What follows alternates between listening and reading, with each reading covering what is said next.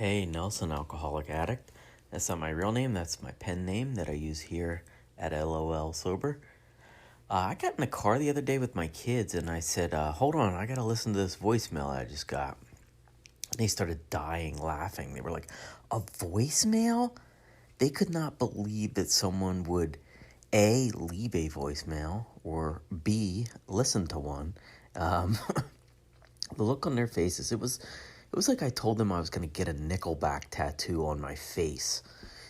The message that I got, it was from a sober friend just checking in, and he gave me a quick rundown of how he was doing, and he passed along some piece of wisdom that he'd heard at a meeting that he thought I might benefit from. And at the end, he said, "Hey, let's catch up soon." And so it made me smile because I did appreciate the thing he passed along, but more than that, I like voicemails from recovery friends. It's just a constant reminder that I'm plugged into something bigger than me and I need to do my part. And I know voicemails these days make kids just gasp in horror. Like, why wouldn't you just text? My kids always say. And I get it. It often does make sense to try calling someone and then if they don't pick up, you just spell it out quickly, the purpose of the call in a text. But those are often calls where you're asking for something. Like there's a direct purpose to it. Like, what time is that meeting? Are you going tonight? What's your email address?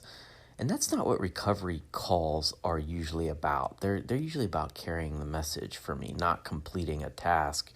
And so I oftentimes find myself the minute I hear someone's voice say, "Hey, leave me a message," it helps to hear a sober friend's voice.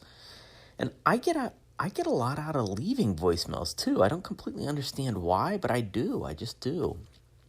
Like, I like hearing the message from whoever I'm calling, and then it helps me to just leave a message. And when I'm just saying hello and checking in, it's nice to get that small feeling of connection. And sometimes I'm not in a great place, so I'll often leave a message quickly, just what's going on with me, and sometimes that's pretty relieving also. And I know it sounds silly, but I'm just constantly surprised at how often I'm halfway through a rant about something that's causing me issues when I catch myself hearing it out loud for the first time. It's like I'll be saying like, and then he said this to me, and I was gonna say this back, and now I didn't, so I'm gonna call him tomorrow, and I'm gonna blah, blah, blah. And then halfway through, I just find myself going, you know what?